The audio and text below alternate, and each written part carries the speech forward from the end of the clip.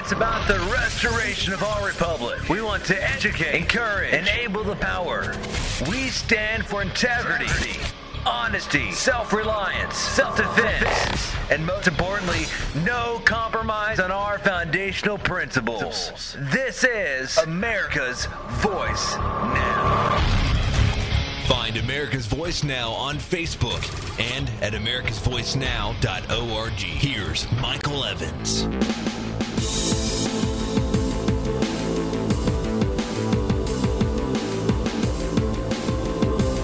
Good morning, America.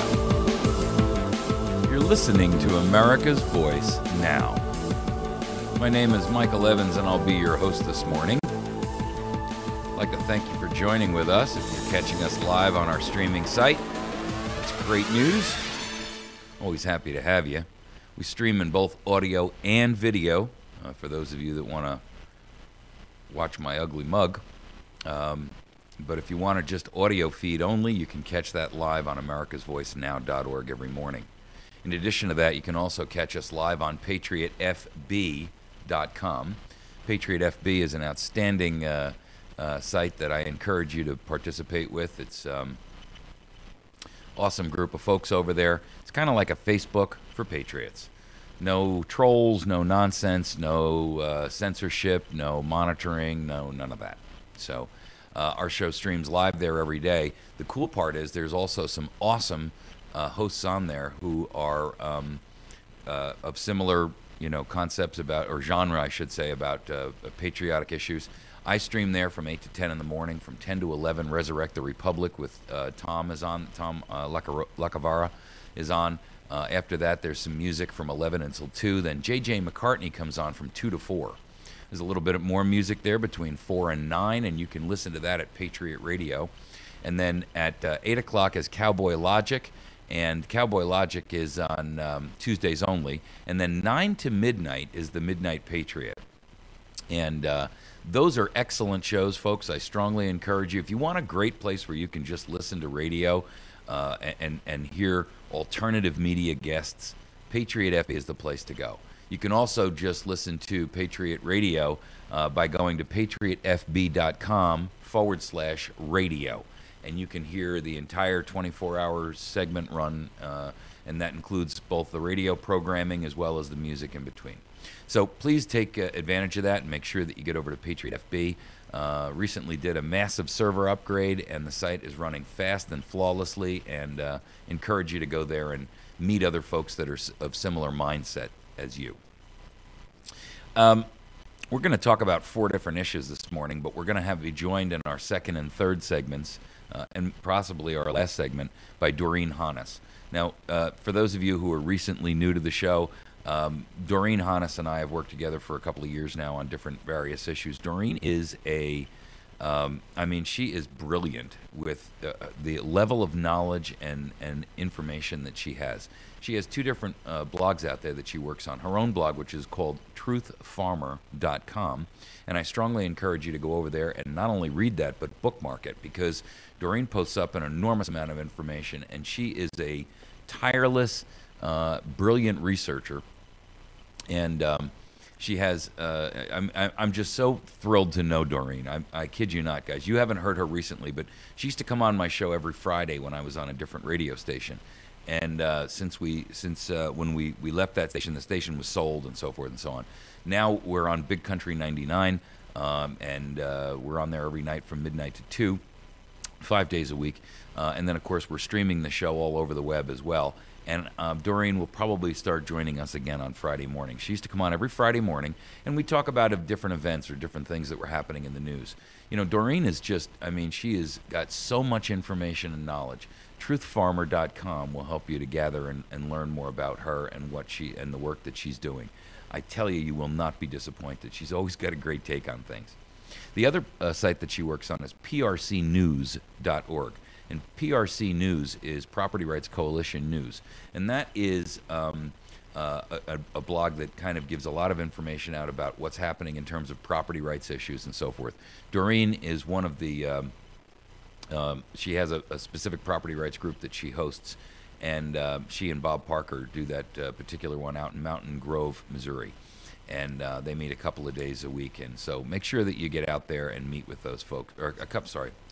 They meet once a month, and we'll talk a little bit more about that when she comes on. So, but the first one we're going to tackle this morning is the DHS's license plate surveillance and the coming police state that we see growing around us.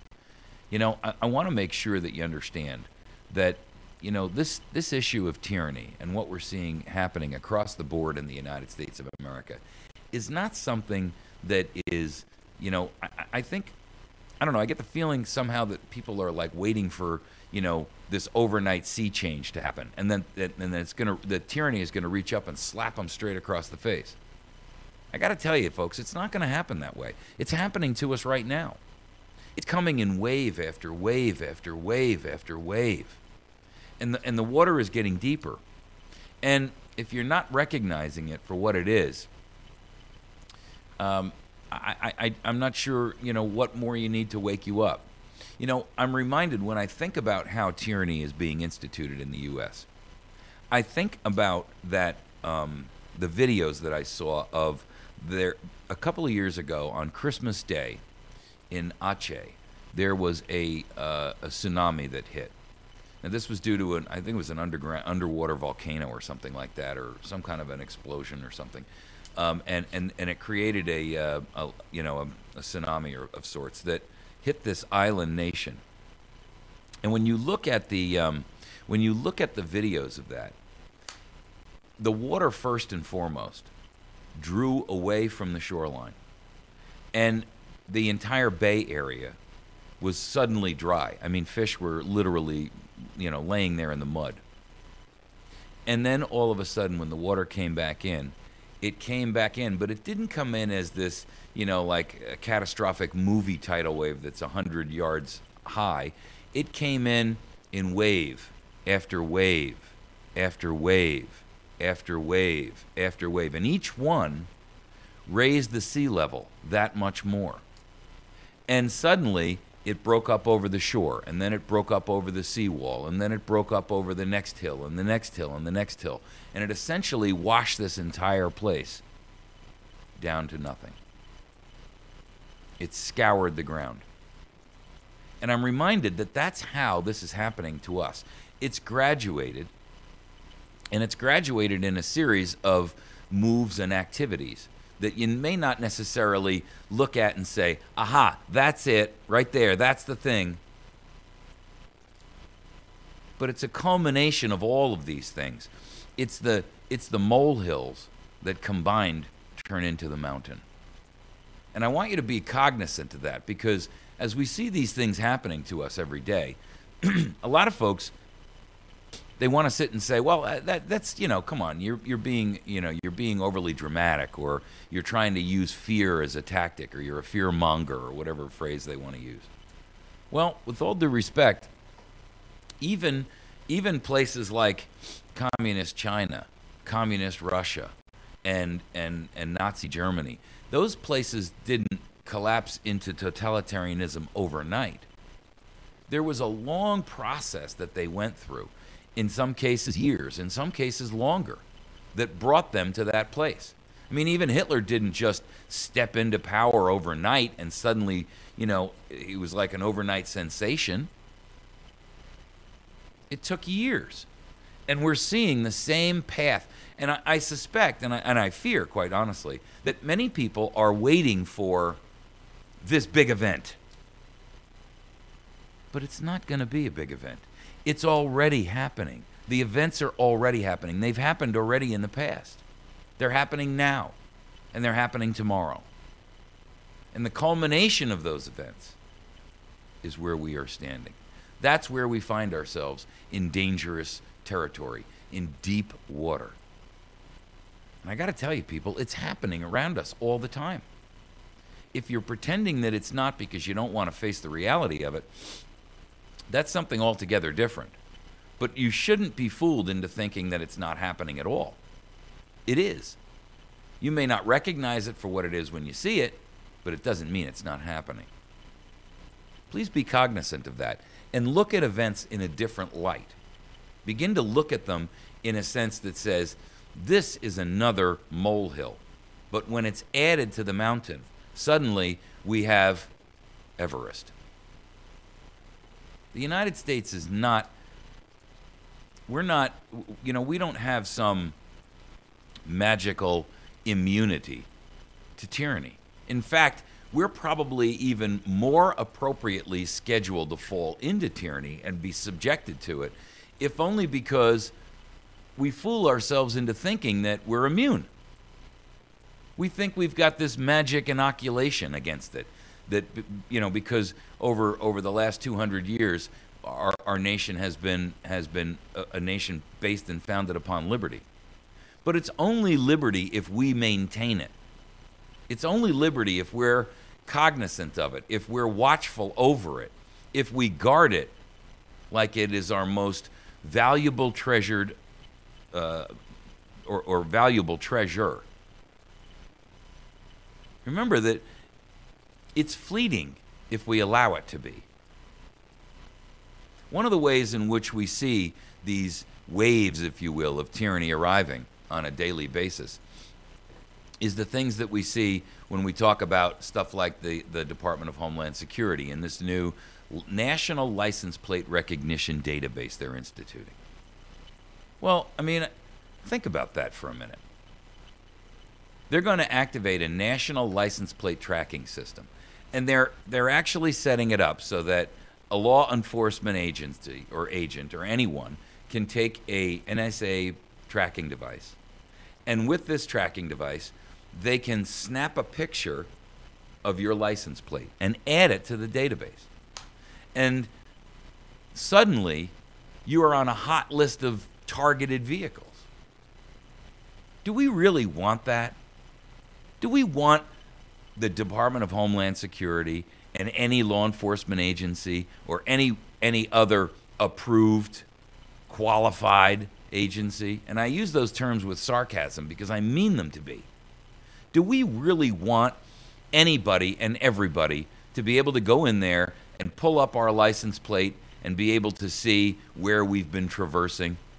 Well, let's see. We picked up the plate on traffic cameras in Ohio. And then we picked up the plate in Illinois on a routine parking lot scan where we drove through a parking lot and just scanned every plate. Don't tell me they're not doing that. They are doing that. It's already done, folks. That system is already in place.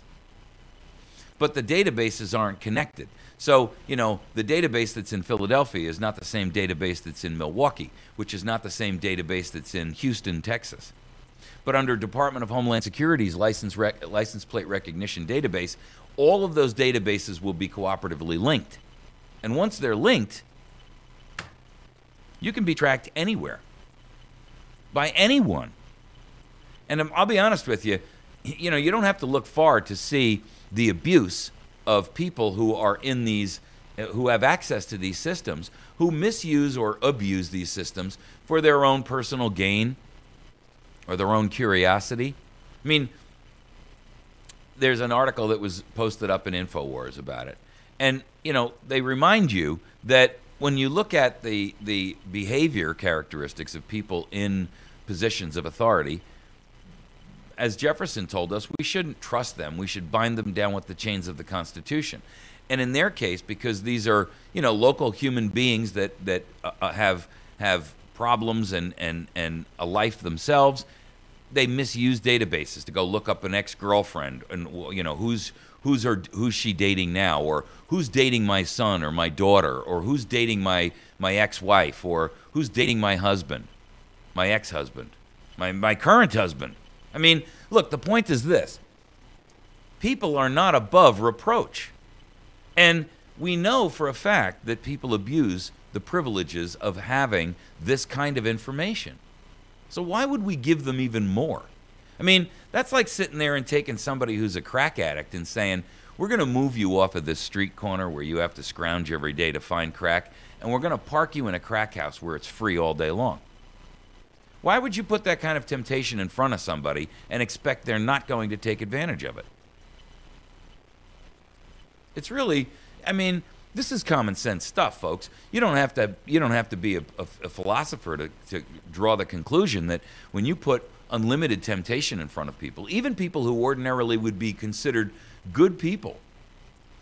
But suddenly a circumstance or situation arrives in their life that changes their status from a good person to someone who is, emotionally endangered.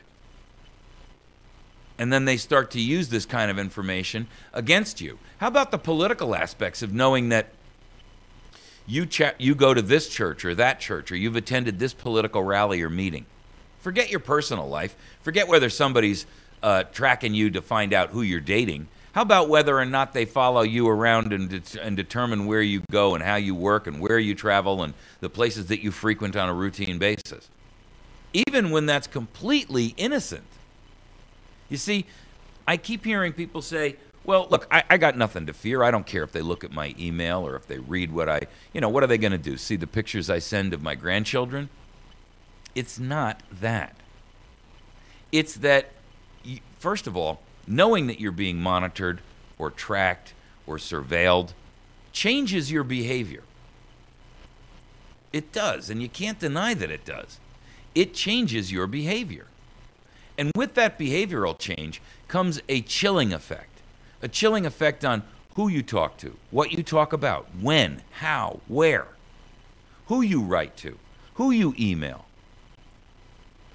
When you are suddenly in fear of everything that you do or say or talk about because you're concerned about the fact that some of your information is being monitored or tracked, I mean, realistically, folks, you got to recognize what we're talking about here.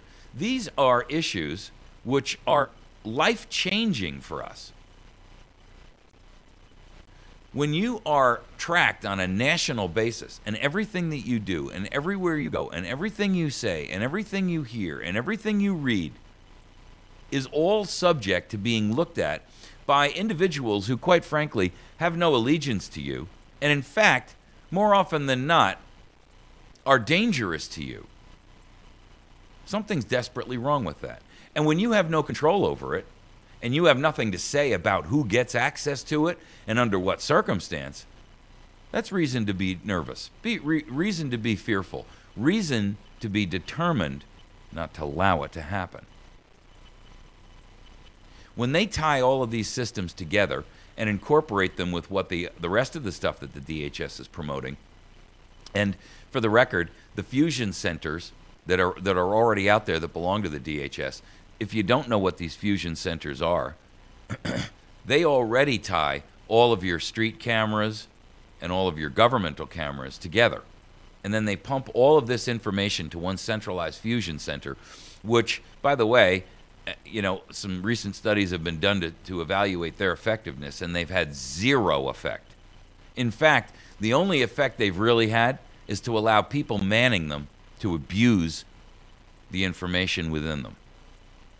They're a joint operation between the FBI and DHS and local and county and city police. So they take all of these traffic cameras and street surveillance cameras and street corner cameras that the cities are putting out. Now the DHS is promoting these intelligent light poles that actually have cameras mounted on them, and they have microphones on them that are strong enough to actually pick up conversations in the street below. We want all of this. I mean, ladies and gentlemen, if you haven't read 1984 in a while, I encourage you to go back and read it again. That's where we are. Do we really want this? Is this good for us? When you're walking down the street and you've got to be fearful about what you're saying because a light pole may be picking it up. Wow. Folks, that's not, the typical phrase that's used in that is Orwellian because it so well describes the total surveillance system. But it's more than that. It's creepy. It's frightening. Who's listening? What are they doing with all that information? What kind of a voyeuristic monster sits there all day listening and monitoring and watching other people and is not affected by that mentally on their own? Don't tell me they don't get just as addicted to the voyeurism as the heroin addict does to the needle, as the politician does to the power. Don't tell me they don't. Human nature is that, we know that much about human nature. Give them that power, give them that authority, and they will misuse it. Even when they didn't start out to be that way. I gotta tell you, folks. At the bottom of this article from InfoWars, it says there's a guy who's quoted here who's James Smith. He's somebody who's contributing to the article. It says, "Do not kid yourself. This is tracking of an individual that can be accessed at a whim. Yearly, officers are terminated for accessing the LEDS and NCIC and SCIC databases. Those are national crime information databases, state crime information databases. Looking into the histories of ex-lovers, future spouses, potential sons or daughters-in-law, and with license plate tracking toys, not tools. They will know where you are as long as you have driven into one of the crosshairs of this new open weapon for tyranny." Ladies and gentlemen, the evidence is there. You need to look at this evidence and say, I find them guilty. You're listening to America's Voice. We're going to take a quick break. When we come back, Doreen was going to join us this morning. Doreen Hannes.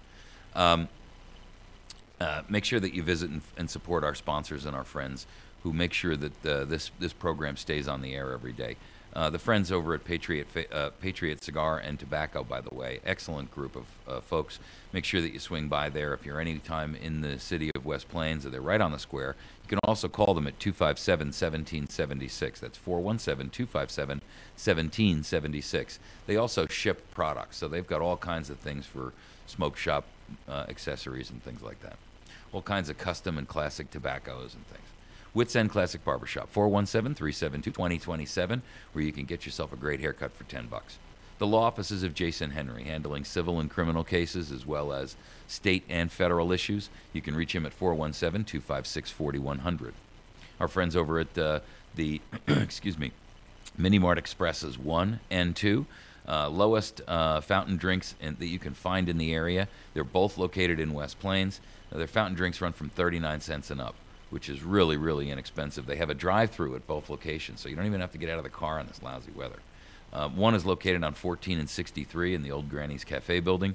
Make sure that you swing by there and say hi to them and tell them you heard about it on America's Voice Now. Swing by the other location, which is right across the street from the City Pool in West Plains. And make sure while you're in town, you swing by the Pizza Hut on Porter Wagoner Boulevard. You grab yourself a lunch special during their buffet, or you can certainly go in there on Tuesday night at family nights.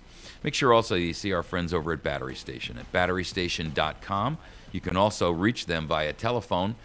You can call them at 417-257-7799, and they'll be more than happy to help you out with whatever your concerns or needs are. They ship all the way across the country, and they are one of the largest distributors of batteries and similar products across the United States. They have tons of tactical gear and all kinds of things. So make sure that you swing by there and work with those folks. We'll be back in just a minute. You're listening to America's Voice Now.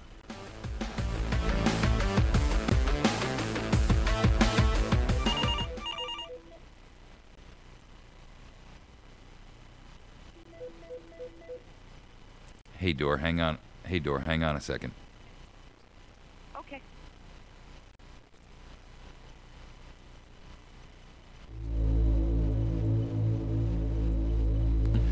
You can call them at 417-257-7799, and they'll be more than happy to help you out with whatever your concerns or needs are. They ship all the way across the country, largest distributors of batteries, similar products across the United States. All right, we're back. I'm not quite sure why we're getting a repeat echo there, but for some reason we are. Glad to have you guys on board this morning. Thank you very much for joining with us. Nice to have you here. We are going to be joined this morning by Doreen Hannes. Doreen, as I'd mentioned to you earlier, is a friend of ours and a longtime advocate and patriot fighting for issues across the nation. Doreen is very, very active with her own blog, which I strongly encourage you to visit. That blog can be found at her website, truthfarmer.com. And then you can also find her located on a secondary blog that she works on, which is prcnews.org. The PRC News is the Property Rights Coalition site, and essentially, wow, why am I getting this terrible echo? Glad to have you guys on board this morning. Hang on. Very much for joining with us. Nice to have you here. We are going to be joining. I don't know why everything I'm talking about is being fed back to me. That's very disturbing.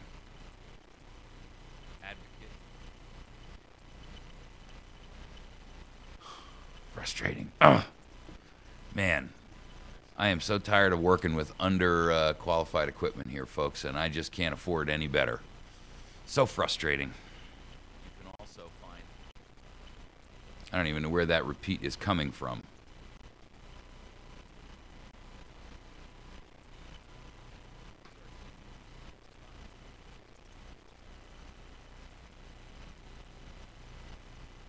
Ah, man. Well, okay. I don't know what the issue is here, and I can't figure out how to kill this. Double back.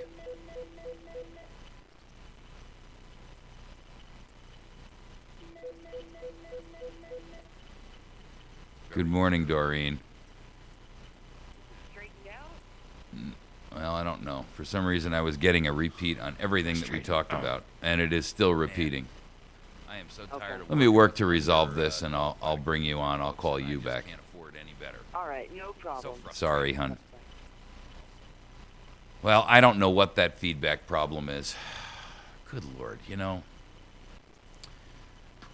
And it's live radio, right? Gotta love it. Well, all right. So we were going to bring Doreen on and have her discuss with us some of the stuff that's going on around the country, and I don't know why I cannot resolve this repeat.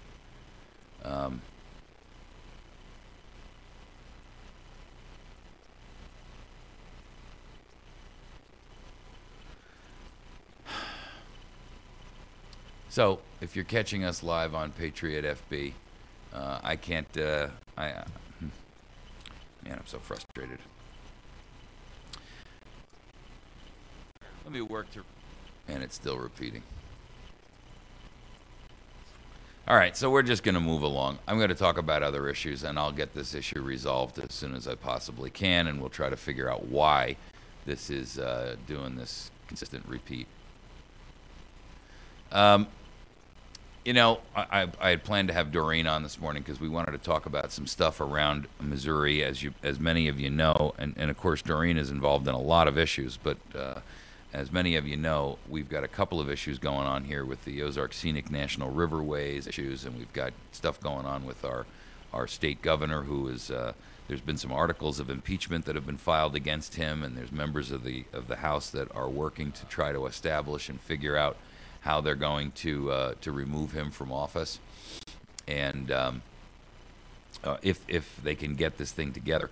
They've got a number of issues that they're working on to try to bring him to a point of impeachment, and so we wanted to talk a little bit about some of those, as well as you know, there's a host of issues going on in Missouri, including the one where Jason Smith, has the House Representative member for the 8th District, has recently filed to have the property for the Ozark Scenic National Riverways returned to the state of Missouri, because they have been so abusive of the people in the community here, while basically just, you know, living as ticks on the revenue and on the local community here. And it's gotten to the point where we're trying to remove them from the ownership of that property and get it returned back to the state of Missouri.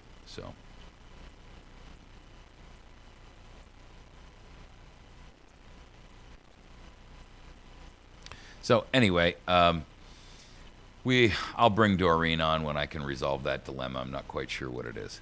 So anyhow, let's talk about a couple of other issues, because there's certainly no shortage of issues that we can address. I kind of wanted Doreen's input on some of those things, but won't be able to do that this morning. the issue of the which we talked about before in this surveillance database is only the tip of the iceberg here, because there are so many issues surrounding surveillance and the complete surveillance state of the United States that there's an article out this morning that military contractors are now going to be mining your Twitter feed. And when we talk about these types of issues, you got to wonder, what exactly is it that these guys have, that they feel so determined that they're going to constantly, that they have to know everything about you? I mean, it's almost pornographic. Really, it's almost voyeuristically pornographic. When you've got people that want to know everything about you, down to the clothing that you wear and what you talk about and who you talk about, they can tell you that it's about terrorism and that it's about monitoring your traffic to see if you're involved with someone or someone. You know what? It's all a bunch of lies. There's something literally wrong with this nation where you've got a group of people who believe that,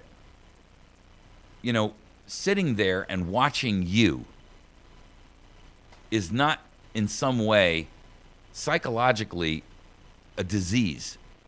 And I believe it is.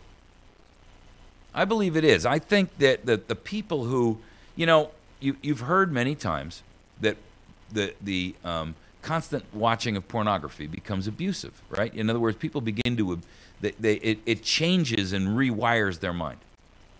Well, guess what, folks? If you don't think that people sitting around all day long, reading your tweets, reading your emails, watching what you're doing on cameras, listening to your phone calls, if you don't think that that affects them, if you don't think that they become addicted to that, you're wrong. If you think that it's only a kid playing video games or only a person who becomes addicted to surfing the internet, or they say that people who are constantly on their NSA personal tracking devices are subjected, there's all kinds of psychological problems that come as a result of that. If you think that they're alone on that, you're mistaken. Because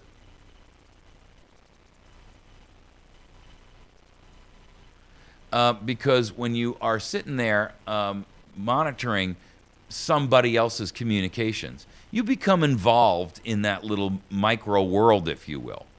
And the truth is, there's something desperately wrong with that. When you become that tragically, if you will, connected to what other people are doing and seeing or whatever, you are constantly bombarded by these images of other people or their communications or their emails or their phone calls. And frankly, there's something wrong with it. Anybody that would want to subject themselves to that has got to question their motives and what's in it for them. I don't get it. I really don't understand why someone would want to subject themselves to that. And you can't tell me that it's not affecting them. And it's not affecting the way in which they live their life and view the world. Give you an example. Many of you know that I spent time in a federal prison for a crime which I'll say until the day I die, and I know everybody says they didn't do it, they're not guilty, but that's not true. Many of them are, but there are many who aren't, or were guilty of crimes that really aren't crime, but that's a whole different topic. But I can tell you this, I watched people come in there, young individuals, young men for the most part, and even women, come in there and they became a guard at a facility. And when they first came in, they had this, totally different attitude than they had 3 months later, because they were influenced by everything around them. And when they first came in, they were determined to be fair and equitable and so forth and so on, and they gave everybody the benefit of the doubt. And it didn't take more than a month or two before you started to see that change come over them. Within 6 months, they were almost sadistic. Don't tell me it doesn't happen. Don't tell me it's not happening right now. It is. And it's affecting you. It's affecting them. It's affecting all of us. And so I really don't understand how we can sit and not recognize it for what it is. And refuse to participate. We do not want or shouldn't want this kind of a situation in our world. There's something wrong when you have people who will spend their entire lives watching other people. Ask any psychologist or psychiatrist whether that's good. Ask them. See what they have to say about it. I guarantee you, they'll tell you there's something wrong with that. I know there is.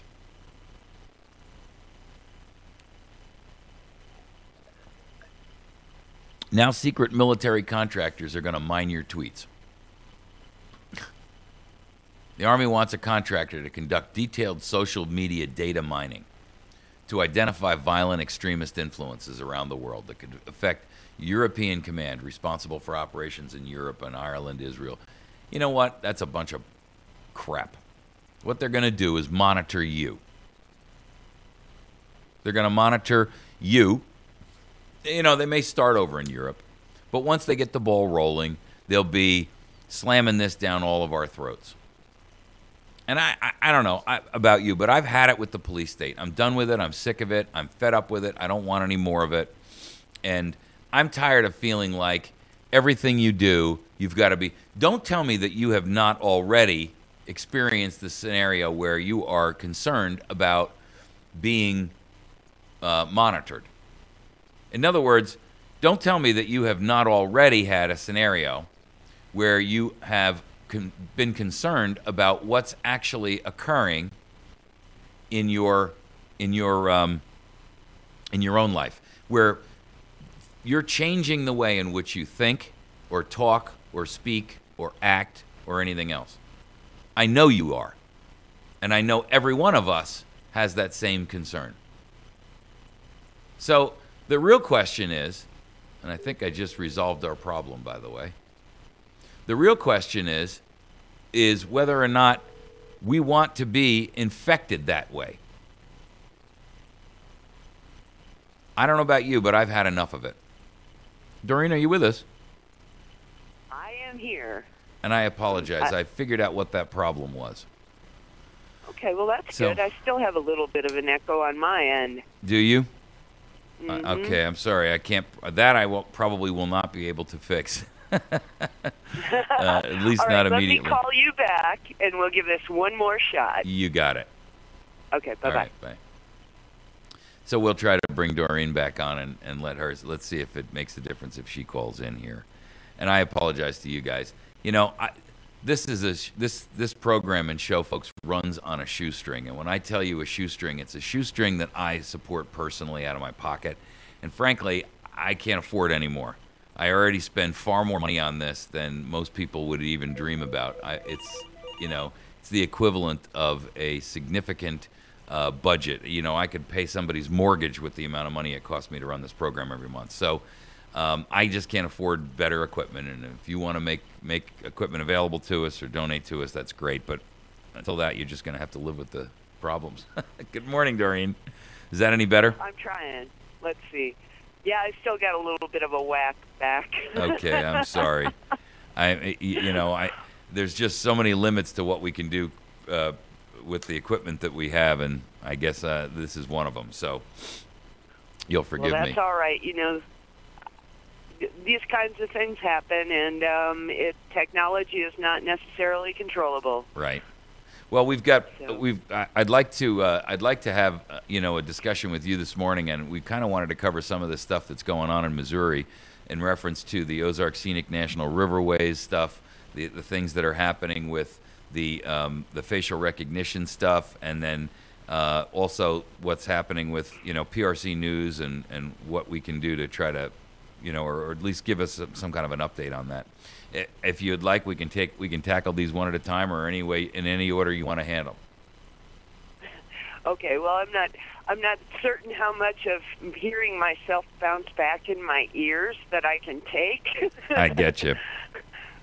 But one of the issues, Mike, on the Real ID subject, we have some legislators who are looking at trying to fix the issue. However, they have to completely prohibit the state from uploading any of this data outside of the state borders and enforce the Fourth Amendment. And if that doesn't happen, then none of this is going to matter. Well, how do we accomplish that? We need legislation that specifically prohibits the agencies from transferring biometric data, information that you have to give to the License Bureau to get your license, from being uploaded outside of the state without a specific warrant indicating the person, their last known residence, and requesting that specific information. Well, I saw that the one piece of legislation that dealt with this, but then at the end of it, they pulled facial recognition out of there, and which is essentially the one piece of information we really don't want tied to all of this. Right, but the larger issue is that all of this information is being uploaded to Morpho Trust and then disseminated internationally. Right. So without specifically prohibiting the agency of the state uploading this information beyond state borders without a warrant, we cannot put the genie back in the bottle. So Missouri's House of Representatives and the state Senate, or the Assembly as a collective group, they know what these issues are. Who's submitting the right legislation to lock this thing down and get it stopped? No one yet. Well, there is the problem. No one yet. I mean, who have you talked to about it that will draft that type of legislation? Anybody? Well, currently we're talking with Michael Moon, and then I understand that there are a couple of other representatives who are interested in trying to fix this issue. But no one has, with a specific prohibition against allowing the citizens of this state who have driver's license from having their information exchanged with Morpho Trust outside of the state. You know, and it would actually require that the driver's license bureaus bring back their old equipment, and I think it ought to be done at the expense of the Department of Revenue, Mike. Well, the way that they're doing that now with these driver's license issues, they were told to stop doing the facial recognition. Now they did stop doing the scanning of the birth records and so forth. But what they didn't stop doing was the facial recognition cameras. And, of course, everybody always does the old Bugs Bunny point in different directions, right? Because they say, well, we're just doing what we're told to do. And then the state turns around and says, well, you know, we can't make them remove the cameras and all that nonsense because these are not – every motor vehicle department is independent, right? They're not owned by the state like they are in some other places. And so we just keep getting this endless runaround game that no one wants to ever become accountable for what's happening. And it's like nobody has any accountability. There's no resolutions. There's just no way to resolve the problem. The problem is that there isn't the will to resolve the problem. There you go, I think. You know, the Department of Revenue requires the license bureaus to have specific equipment. Okay. And then the license bureaus go for the track to provide that service within that area for X amount of time. And the DOR gives them this contract. So, I mean, there's no problem with the Department of Revenue requiring that the license bureaus be able to provide XYZ services, right? Right. However, What the problem is that the Department of Revenue and the state of Missouri has agreed to violate the state of Missouri's law.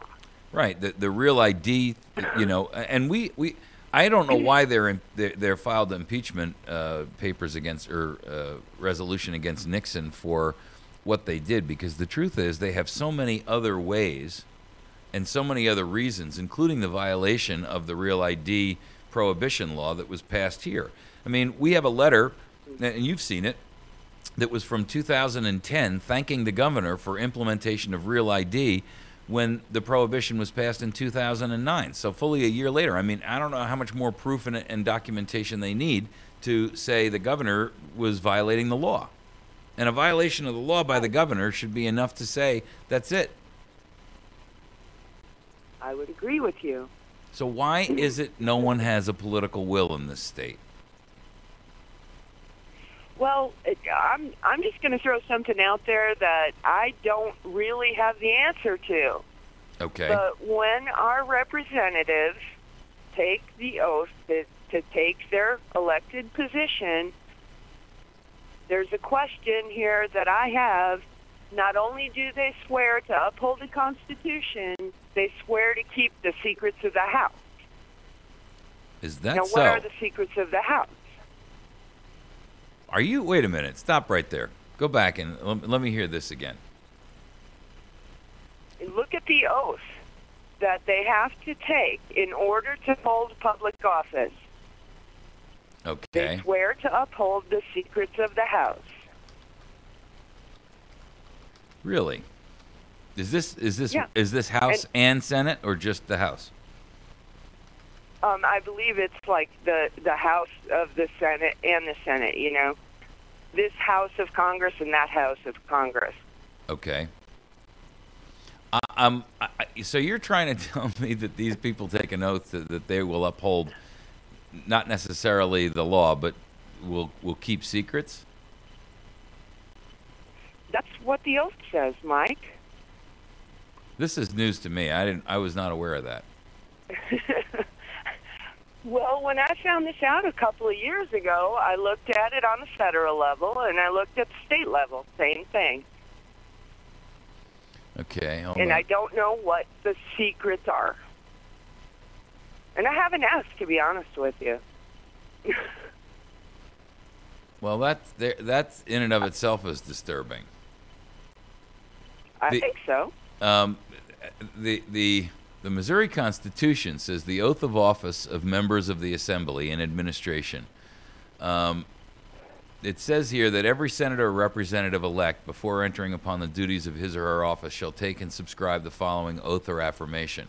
I do solemnly swear or affirm that I will support the Constitution of the United States and of the state of Missouri, and faithfully perform the duties of my office, and that I will not knowingly receive, directly or indirectly, any money or other valuable thing for the performance or non-performance of any act or duty pertaining to my office, other than the compensation allowed by law.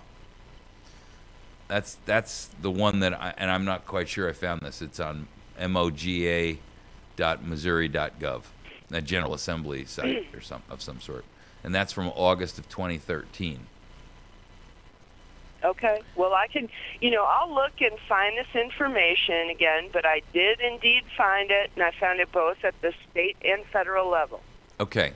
Let's take a look into that, because right off the bat, if that's the case, then right away you've got a serious conflict of interest, because if the secrets, we don't know what they are, so we don't really know whether or not they affect it or whether they affect the issue or not, right? We're going to take a quick break. Can you stick with us, Doreen, for the break? Sure. All right. I apologize, folks, for these electronic snafus. Just stick with us. We're going to take a quick break. When we return, we'll talk again with Doreen about either this issue or any other. For the record, you can find Doreen's blog by going to truthfarmer.com.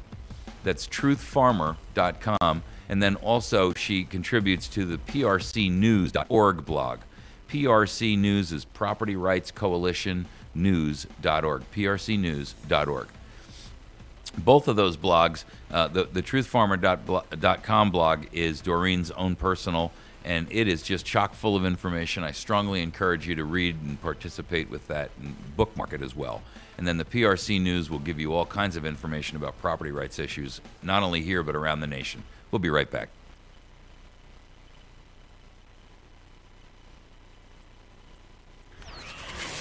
It's about the restoration of our republic. We want to educate, encourage, enable the power.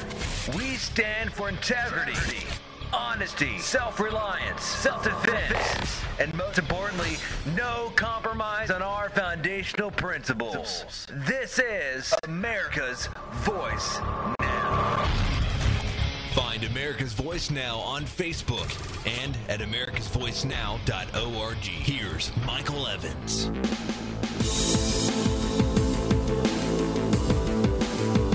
Good morning, America. You're listening to America's Voice. You're joining us in our third segment on a Friday. Today is February 14th, and that would make this Valentine's Day, folks. I'm sure it doesn't feel very cheery and spring-like in a lot of places in the country. As you know, the weather has been kind of rough around the nation, and so I wish all of you, wherever you may be, a nice Valentine or a happy and healthy Valentine's Day and a safe one. But in most parts of the country, I suspect that you're probably your roses are wilting. So, not to be mean about it, but so Doreen, this issue with the state and their inability to be effectual, and you know, I've long been concerned about some of the things that I feel like the state does, and for whatever reason, it seems like no matter how appropriate these people seem to be when we first put them into office, it doesn't take long once they're in office for them to basically start to change. Have you noticed the same? Yes, I have. And I wish that weren't the case, but most of the time, I think there's the power structure, if you will, this is the way we do things here. Well, I think that's what comes into effect.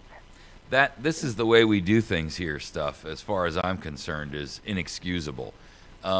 When these people first get elected, they promise to go up there and do the right thing. They get into office, and it doesn't take long before they begin to come back to their home constituency and say, well, we've got to listen to what everybody has to say, and we've got to make these, compromises for the benefit. And as soon as I hear that word compromise, I know exactly where they're headed. Mm-hmm. And the truth is, what we need here is less compromise and a lot more stick-to-itiveness to the policies and principles that they had when they first went in. And it's not limited just to federal people, it's our state people, and it's even people in local city councils and things like that. I know people who sit on city councils that, before they went in, I would have called them somebody who would have been a good candidate for office. Then they get in there and you look at them a year later and you're like, wow, something happened with this person. Right. So, well, I think the issue, Michael, is that most people get in there and they're trying to figure out how things work, and they're kind of led along this path of politics is the art of compromise. Yeah. Well, that word compromise, only works when you're talking about things that you should be compromising on that are not, as an example, against the law. The idea that you can compromise with an administrative agency that has no opportunity or real right to exist is a completely different problem, right? When I hear about them talking with things like DNR and the Conservation Department and things like that, where they, to use the state example, or Department of Revenue and the motor vehicle issue, with all due respect, none of those agencies have a legitimate right to exist. They're agencies by their very nature, which means that they are run by people who are appointed and not elected. And so therefore, they're not accountable to us as a state. And when I talked, as an example, when we were at that meeting with the Ozark Scenic National Riverways issue, and I talked to people from the Federal National Parks Group, I asked a couple of them, I said, do you take an oath of office? And they said, no, we don't. Well, when you hear that you've got people who are making rules and regulations that parade about like law but aren't taking an oath of office, that tells you something right there. They're not obviously committed to doing what, we would expect of a representative to do who's got an oath that is their foremost goal, if you will, right?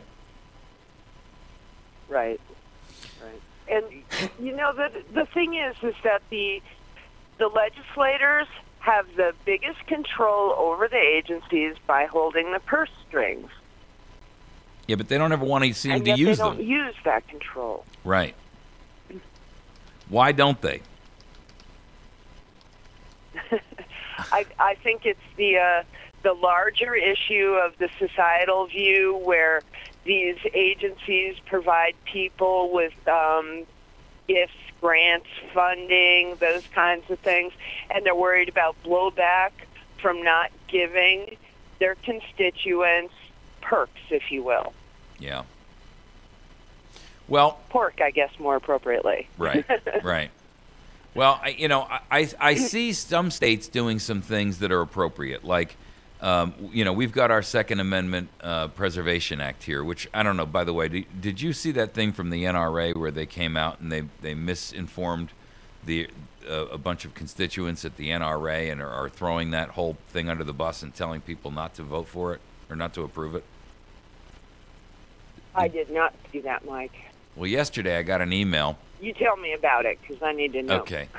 The Second Amendment Preservation Act, for listeners, is in Missouri right now. It's wending its way through the Senate, and then it will go to the House. And essentially, we passed it last year, but the governor vetoed it. In this case, the Second Amendment Preservation Act has been reinstituted and corrected or whatever, so that the governor can't use the same excuse to veto it.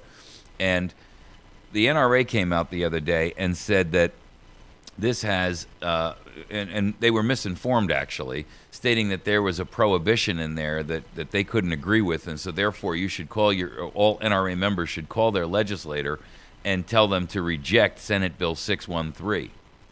And they weren't even accurate about it.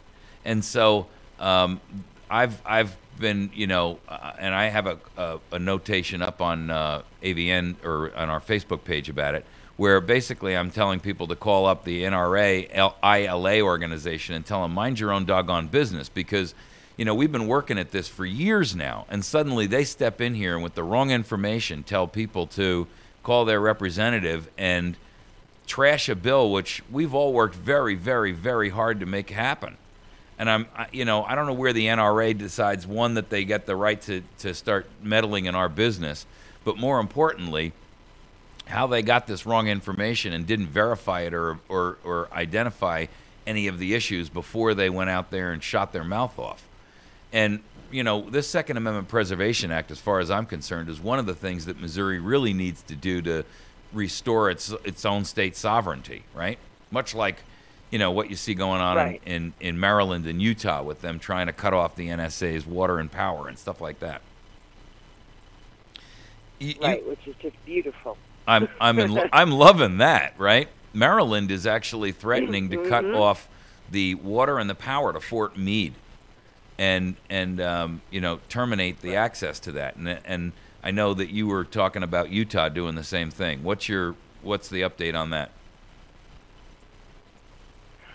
Well, I know that it's been introduced, and beyond that, I don't know, but it's 1.7 million gallons of water a day that the NSA needs to run those data centers. California is under a water shortage right now with the worst drought that they've seen in modern history, and I'm sure that water would be valuable if Utah could redistribute it to California instead of to the NSA. And, I guess I don't really have like a mental picture of what 1.7 million gallons of water is, but it's a lot of water. That much I do know. And I'm sure that California could use it. Well, and Utah's not exactly a very wet state. Right. And a few years ago, there was a car dealership that was using its roof to harvest the rainwater so that they could use that water and, and cleaning the cars and stuff like that.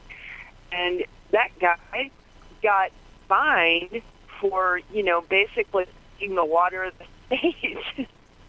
Say that again. What now? He was fined. Car dealership owner in Utah had harvested the rainwater from the roof of his building with which to wash the cars on the lot. Right. And he was prohibited from doing it again. And my understanding is he was fined for that. Right. When you and yet the NSA sucking up all that water. Yeah. We've got Fort Meade especially. That water deal that they've got in Maryland is worth $2 million a year, apparently. And they use enough electricity in Fort Meade, just in Fort Meade for the NSA, to be able, it's the equivalent of what Baltimore uses. Which I mean, when I read that, I was like, you got to be kidding. I'm not even sure that's, I don't know how that's even possible. That's an enormous amount of electricity and water. And the western side of Maryland is on top of that. They're talking about trying to, just frankly, they're at the point where they just want to secede away, as does, northern Colorado and northern California and a couple of other states as well. But they're, and all of it is Southern Missouri. Southern Missouri. I'd love to do that. I'd love to kick that off. In fact, we should probably start a Facebook page and start getting that thing to load up with people who would be interested in pursuing it. Would you be interested in working on that? Before you know it, Obama would have his 57 states.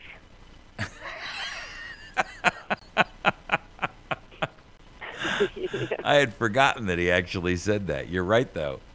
He was claiming the 57 states, and there you go. We'll have it shortly if we just keep up the pressure, right? Tell me what you think. I'm not really certain. I mean, right now, Mike, with the way that everything is, I think the most important thing for people to do is to get themselves as prepared as possible to see themselves through at least 3 months of turmoil. Right. And I would agree with you wholeheartedly there. I feel that. We've been kind of looking at this issue of how things are migrating, and I believe that 3 months is probably the absolute minimum that people should be preparing for. And when we talk about preparing, it's not just a question of food and water and that kind of thing, but also medicines that you need. I think a lot of people overlook that area. They they don't think about the fact that if they survive on medication because they've got some kind of a chronic issue or illness, that if they don't have that, they're going to be in a lot of trouble, right? Right. I mean, there's a whole bunch of things that go into it, and there's also an awareness that everyone has to have that we will never be able to be completely prepared. Well, that's true, right? I don't care how much you prepare. I don't think it's enough.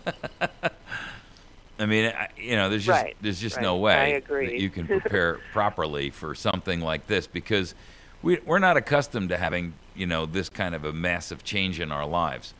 And yet, we've been accepting this kind of, snowballing tyranny, if you will, for so long now that I think, by the time people, I mentioned in the first segment before you came on with us that this idea of tyranny is not something that just happens all at once, but we've been allowing it and watching it come on us, kind of like that, like a tidal wave, but it moves in stages. And as we move into this and we go further, people aren't, I don't think, if they did have that overnight drop of the hammer, so to speak, they wouldn't know what the heck to do about it. I mean, I don't care how prepared you are for that. The psychological impacts are something you can't, as an example, prepare for. Right. And we have a normalcy bias, and I think that everyone kind of needs to have that because we have to continue to do our day-to-day business. So we can't go into this complete lockdown prepper mode without without some kind of modification on our behavior, right? Right. Absolutely. and So, we just have to do it as a matter of course, I think. And I think that the better prepared we are, the better we will be able to weather whatever upset we might be presented with. If it's unemployment or if it's economic crunch, how about this propane issue? Right. What is it, $4 or $5 a gallon in a lot of places around the country? Well, right, and the ramifications of it are not things that people are really aware of. One thing is that the chicken houses, which are about an 8 to 10 week turnaround on those chickens, are almost all shut down because they couldn't get propane or they couldn't afford it if they could get it. So expound on that. Tell me what you mean. Okay, in the chicken growing industry, for those who have the large broiler houses, they predominantly heat with propane. Now, there are no national level articles on the issue, but if you go and you look through on Google search or whatever and look for propane chicken growers, you will find a plethora of local articles about how devastating this is to those chicken producers.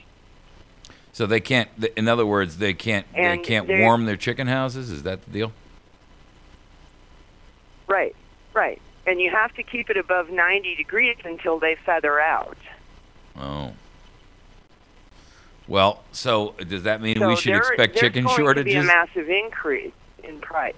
Well, I just read an article the other day that the United States now consumes more chicken than beef for the first time in history. In other words, we've flip-flopped it from beef used to be the number one meat source or protein source, and now it's migrated to chicken. Right. Well, and chicken is also historically a lot less expensive in recent history. Well, I've noticed the price of it climbing. I think that's a reflection.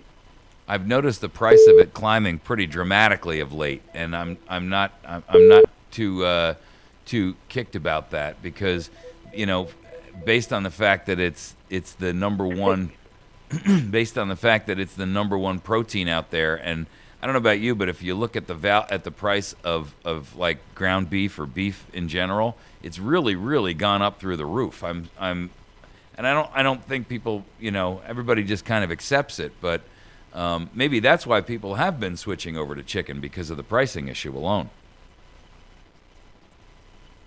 I would think that would be the issue, Mike. But the beef prices are going to go through the roof as well because all of the head cattle that were lost in that South Dakota snowstorm and this very hard winter. Yeah, this winter I think is going to change the whole meat industry, especially. And I hadn't thought about the chicken and the propane thing. I'm glad you brought that up. But there's been an enormous shortage of cattle, and they're saying that this is the lowest cattle count we've had in forever, like since the 70s or something. 51. Since 1951. Oh, really? Okay, it's even further back than I thought. Yes. Okay. Well, Right, and I don't recall off the top of my head what the population of the U.S. was in 51. Yeah. But the fact is that we have a much higher population and much lower cattle population than is, sustainable, if you will. Right. Well, and Missouri is a big producer of cattle, and this winter has certainly been very, very difficult here. I mean, this has probably been the hardest winter. I've lived here for 13 years, and this is the hardest winter I've ever seen here by far. I'm with you, brother, right there. I was so happy that it warmed up yesterday, you wouldn't even believe it. Well, somebody told me the good news is it's supposed to be like almost 60 this weekend. So whether or not that's true, I don't know, but I'm hoping. I'm ready for it. Me too. I'm ready, willing, and able to take warmer weather. Thank you very much. Yeah. Well, I can tell we've got this terrible echo delay on there, and I'm not quite sure what the issue is with the phone system, but I can assure you that I'll work on getting it resolved, and then I'll ask you to come back on when we can spend a little bit more time and not have that terrible delay in there, because I know it's very, very difficult for you to kind of hear what I'm talking about, and then there's this terrible pause between because you're waiting for the echo to go out of your ear, and you're hearing yourself back, so I apologize for that. Yes, it's interesting. Okay. Well, I'll tell you what, Doreen, let me get that problem fixed, and maybe next Friday we can bring you back on and have you, and we can have an intelligent conversation that doesn't require that we talk like astronauts in space in Houston, Texas. All right, Mike. Over. Take care. Thank you. All right, See you sweetie. later. Thanks so much. Over. Guys, that was Doreen Hannes. She is a dear friend, and I apologize for the technical issues on this. I don't know what the problem was, but we've got one problem resolved and another one that's there. So I'll work to resolve it, but it's just there. Probably beyond my technical skills. We'll have to figure out why we have so much background noise. The truth is, a lot of it is because we work with equipment that is really not truly intended for this, and so we make it work, but it comes with its own set of problems. We're going to take a quick break. When we return, we're going to talk about Iran, secret deals, and the United States, for whatever reason, insistence on capitulating to the nation of Iran, and why they are, why everything in this government has to be such a secret. I don't get it. I mean, it seems like everything that we talk about and everything that's going on in the United States has got to be a secret. And the fact that we've gotten this, that we've got this Iranian deal here, and the Congress hasn't been allowed to see the text of it, and the people haven't been allowed to see the text of it, and I'm getting tired of hearing that everything that the president does has got to be a secret.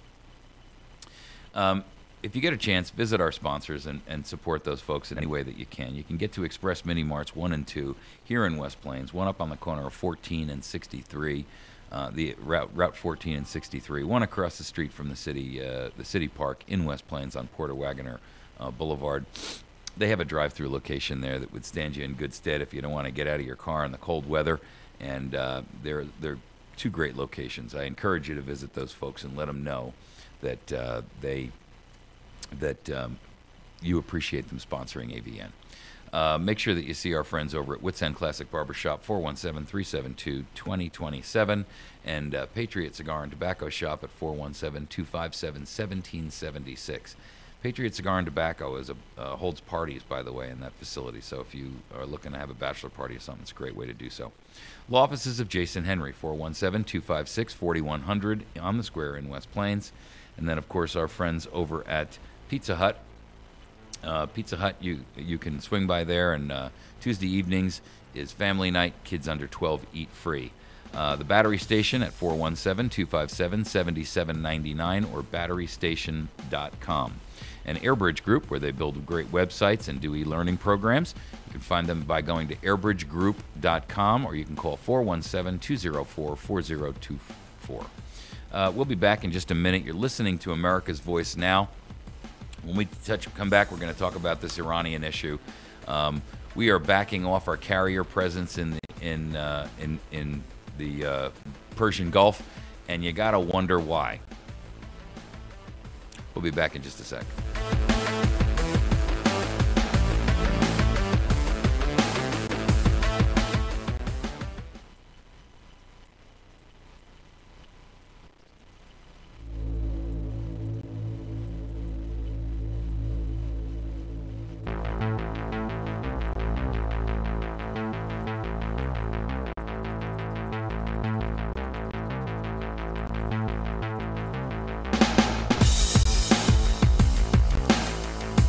Okay, this is our final segment, 4 of 4 for the day, and to be honest with you, the way I muffed up that segment with Doreen, I can't wait for today's show to end. Oh boy, I'll tell you what.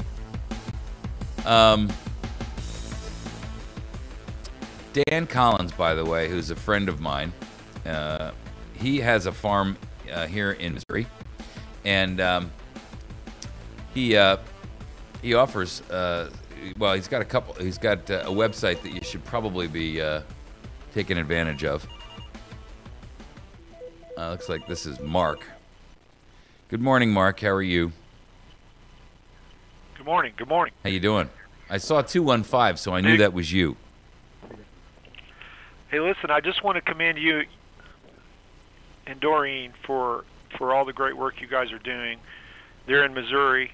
Even though you guys are not original Missourians, and it's blowing my mind that you're actually looking out for Missourians even more so than many original native Missourians. So I really appreciate that. I'm getting quite an echo here. I don't know why. Because that's the same problem Doreen had, Mark, and I apologize for it. It's we'll try to work it out and get it fixed. I'm not quite sure where it's coming from. So, but I appreciate that and thank you for that call. You know, Doreen is a tireless patriot, and she really does a great job of working on not only on these property rights issues but general across the board info. You know, and you're right. I don't know where Doreen's from originally. I'm definitely not from Missouri. She's a Wisconsinner. Is she from Wisconsin? Okay. I spent the majority of my earlier life in the Eastern Seaboard in New Jersey and New York area, and but I got here as fast as I could, and I really love this place, and I love the middle part of the country because there's a different feel and a different dynamic to the center of the country that you don't get on the coast. And I've been in a lot of places around the United States, and I've been to a lot of bigger cities and smaller cities, and the lifestyle here is different, and in a lot of ways it's better. And so I certainly encourage people to be cognizant of what we have out in the middle of the nation here. If you don't live if you're on the coast, and you're in Philadelphia, so you know what I'm talking about. But when you come to a place like this, instead of trying to change that place into that's the problem we have with illegals. They come over here and then they want us to become just like the Mexico they just left, and it's like, well, why would you want that? Why don't you just go back home? All right. Well, I'm originally from southern Missouri, and anyway, there's some historical significance to Missouri, and a lot of people don't know that during the Civil War, if you take into account all the battles and the skirmishes, there were more battles and skirmishes in total than any other state during the Civil War.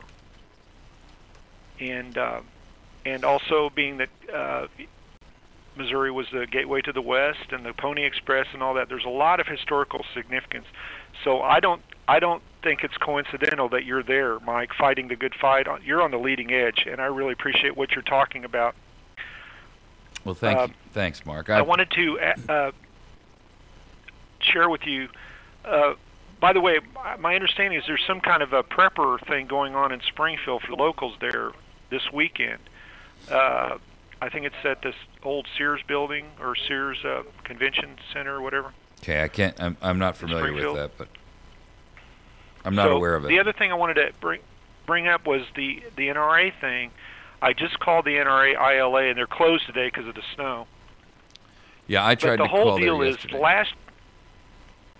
last year when they didn't speak one way or the other on the issue of the Second Amendment Preservation Act, and you'd think that of all organizations, the NRA would be speaking up one way or the other about that. Now they're speaking against it, which is absolutely abhorrible. And people need to wake up. And I'm new to the gun thing. But these guys that have been in guns for a long time who've joined the NRA, they're part of an organization that are compromisers, and I don't trust them. Right. Well, I don't think they're looking out for the interest. What really bothers me is that they first of all their argument was wrong, and second, because they were claiming that the bill has an effect that it doesn't have, and instead of making sure of what they were out there positing to their members. They just went out there and said, call your senator and tell him not to support this. And the last thing we need is an alleged gun-supporting or gun rights organization who's fighting against gun rights. I mean, what the heck do they think they're doing? All right. Well, also, I'm learning that Sheriff Mack got involved with the deal that's going on in Arizona. Arizona's putting forth some legislation to give the feds a heads up. Yeah. Well, Sheriff Mack has got a great group out there, and I strongly encourage and support everybody to, or support the CSPOA. That's Constitutional Sheriffs and Peace Officers Association, or CSPOA.org. Anybody who can jump on there and learn more about their program and participate in it, they are a great group and great organization.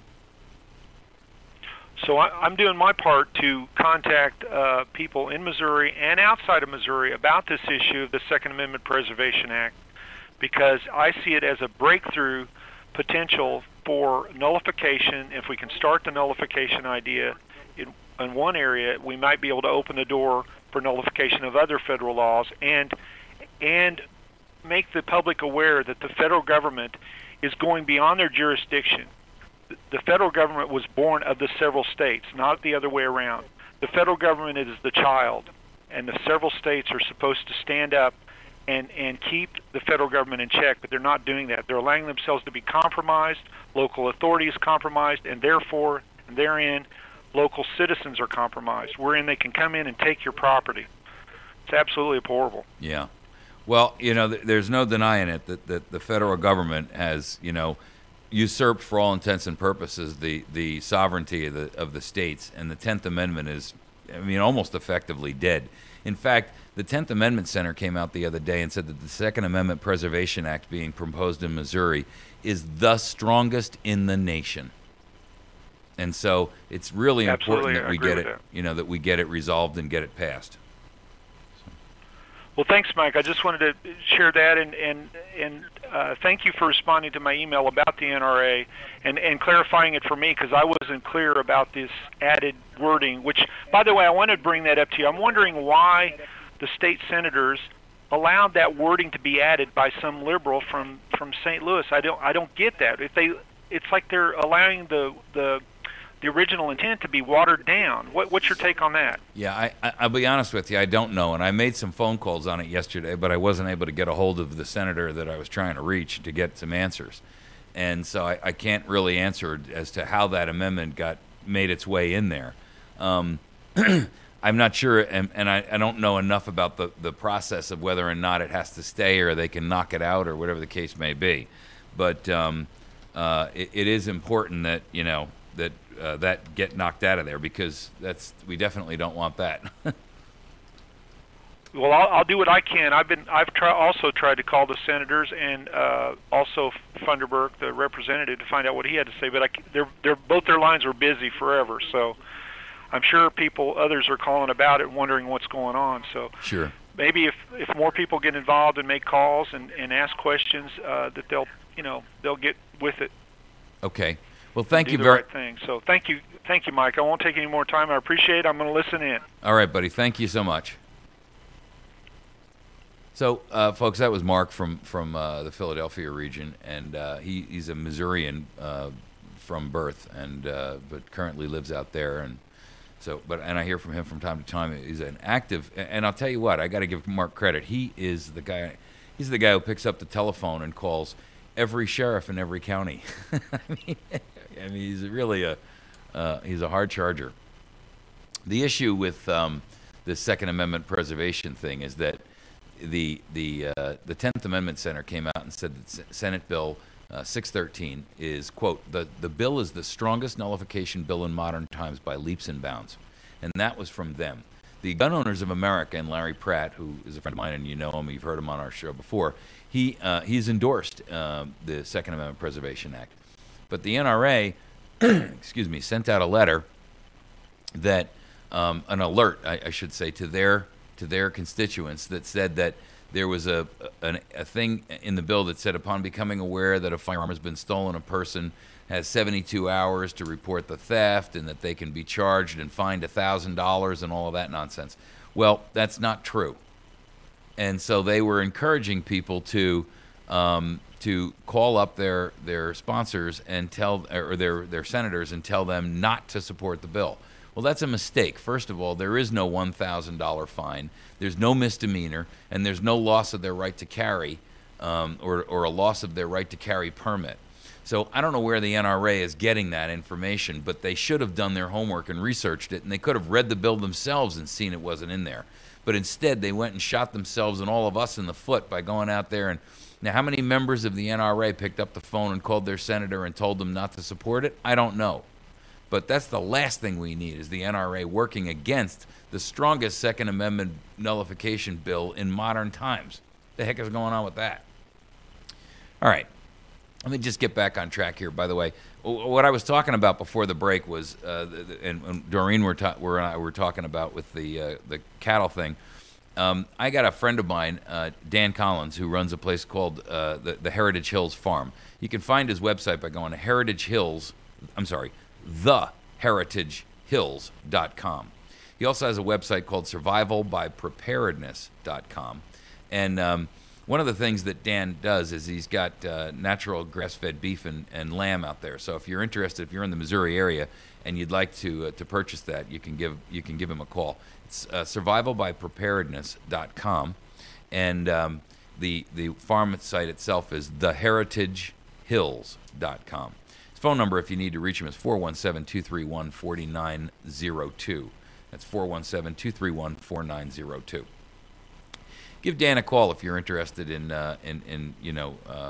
healthy grass-fed beef, and I think you'll be surprised. The issue of what, not only what is healthy for us, but also what is cost-effective for us. A lot of times, if you can find, and if you're not directly in this area, a lot of times if you can find someone who is growing their own food right in their own backyard, as an example, or is got a small farm and they butcher their own cattle, their own pigs, their own sheep, or whatever, you can actually get high quality meats for much less than you would pay in a store. And at the same point in time, generally, because these smaller family farmers are eating what they're growing, they know what's in that, and they're not filling it up with all kinds of chemicals and hormones and antibiotics and things like that.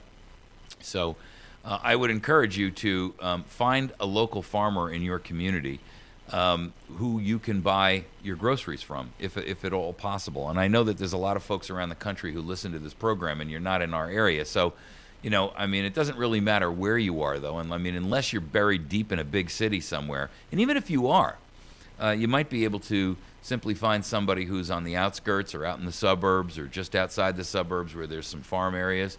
And I would make friends with those folks. Start to cycle yourself around and find out where you can buy locally grown and locally harvested food right in your own backyard. One reason for that is that you know what's in it, but more importantly, if we do get to a point where things start to unwind here in the United States, whether that's fiscally or anything else, remember that relationship that you've developed and built with a local food source is or will become invaluable to you, because it may be the only source that you have. So I would encourage you to do that, and do what you can to prepare yourselves and your families today. As Doreen was mentioning, you should have at least a 90-day window in which you are self-sufficient. So, all right, before we wrap for the day, there was one of the things that we were talking about, or I wanted to talk about here, was that this issue of what's going on with this Iranian conflict and the nuclear deal here. And I got to tell you, I'm incensed that here we are again talking about another senator, another representative has got to come out and demand that the President Obama release the text of the Iran's nuclear agreement, the nuclear deal they cut with Iran. What is up with this damn fool in the White House? I got to tell you, folks, I'm tired of hearing everything is a secret. Who is he to subject the entire nation and frankly the entire world to this deal without all of us knowing what it's about? This deal affects all of us. It affects our nation, and it affects the entire planet. It's the culmination of 2 decades of negotiation by not just his administration, but previous administrations before him. And honestly, it releases assets that have been frozen since the days of the Shah in the 1970s. And we're releasing literally billions and billions of dollars back into their economy, which kills the whole point of all of the sanctions that were done for all those years. It normalizes, relations with Iran. And in addition to that, it authorizes Iran to continue to produce nuclear material. And that's not just against the United States law, that's in contravention of of international law. Who the heck is Obama to make a unilateral deal? I don't like it. And what really burns me up about it is it's not just this. It's that it's a secret. Did you know that Congress hasn't been able to see the text of this deal? Explain that to me. Give me some justification. Why is it that the TTIP, and the TPP treaties are all negotiated in secret and Congress isn't allowed to see them? Why do we have to rely on people to sneak out copies of drafts of chapters so we can find out what's in these deals? Why is it? And then you get a guy like Snowden who comes out and spills the beans on all of the sneaky dirt that they're doing, and suddenly he's a traitor. Ladies and gentlemen, anytime a government wants to keep this level of secretive activity going on, they're up to no good. Secrets only benefit tyrants. And that's the simple truth. And it's time that it stopped. We shouldn't have to beg the president to release the text of an agreement that holds the United States and other countries, for all intents and purposes, into a deal which we don't even know the terms of. And on top of that, now we're curbing our presence in the Persian Gulf by our warships, by removing them out of the Persian Gulf in order to enhance the talks that we're in with Iran. Why are we bowing and scraping to these people? Why is it that our noses are bloody on the tip because we are down on our knees before the Iranians and their desire to obtain and have nuclear weapons? I don't get it. What is the value of this deal to this nation? What's the value of this agreement that enables Iran to continue to produce nuclear material in contravention of not U.S. law, but international law? You know, there's non-proliferation agreements that are out there. And I'm not saying Iran doesn't have rights within their own sovereign nation. They do. But they're also out there producing and developing long-range missiles, as I mentioned the other day. What do you think they're going to use those with? Well, who do you think they're going to use them against? They're already announcing that and that they can hit military bases in the Middle East. And on top of that, their officials, their government officials, including their international I can't think of the right word, but like their Department of State, we're a laughing stock. They're going around to the world press saying, those idiot Americans, we can do whatever we want. They've bowed to us. Ladies and gentlemen, there is something desperately wrong when this country has, for all intents and purposes, abdicated and walked away from all of the years and years and years of work that has been done to make this into a superpower, and literally within a 10-year or a 15-year period in between Bush Senior or Bush Jr. and Obama, we've thrown our entire nation to the dogs. We've tossed it all away. They've given away our and before that, Clinton, and before that, Bush Senior. You know what? I'm tired of presidents who betray our best interests. I'm tired of presidents who give our jobs away to foreign nations. I'm tired of presidents who have loaded us up with so much debt we can't see over the top of the pile and we'll never be able to pay it off. I'm tired of presidents and Congresses who are willing to sacrifice us for the benefit of their own personal gain and to enrich their cronies and line the pockets of themselves and their friends. I've had it. I really have. You know, this game of politics is an old game. It's been going on for as long as human beings have been alive. But when you got people who are actively out there betraying their country, we've reached the end of what we should be willing to tolerate and accept. And it's inexcusable. You know, there's some steps out there that we can take, but frankly, we need to approach this with from every angle simultaneously. We can't just rely on one methodology. I mean, you know, I love the concept of Article 5 and the idea of being able to go out and develop these constitutional changes that will force the government to live within its restrictions by the Constitution. But I'm not sure that we have the time to accomplish that. By their own estimates, under the Convention of the States group, that maybe 2018 before we actually can get one in. I don't think we have until 2018, guys. Not at the rate we're going. Not at the pace these people are racing us to the edge of the cliff. I mean, frankly, you know, we've actually gone over the cliff already. Now we're just waiting to hit the ground. We're waiting for the sudden stop. And I don't really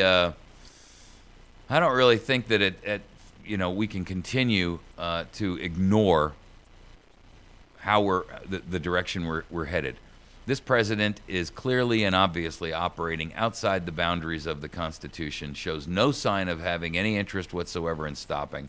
And frankly, I'm just, I don't think we should be willing to tolerate it anymore. You know, the idea of all of these do-gooders and you know, Mencken said it best, right? The people who are out there and are pitching to show us the wisdom of their ways, it's always really just a front for people who want to rule. And I'm tired of megalomaniacs, and everybody seems to be one. Whether nowadays it's not even on a national scale. It's down to your local city councils and your local mayors and all of that. What is wrong with people? All right, we're gonna wrap for the day. TGIF, guys, I apologize. This has been a very, very difficult show technologically, and when I get scrambled like that, I lose my train of thought. And so if this sounded scattered to you, I apologize. I'll try to get that phone issue worked out and resolved, but I'm not sure what it needs. You're listening to America's Voice Now. Please make sure that you support and patronize our sponsors. They're the ones who keep us on the air.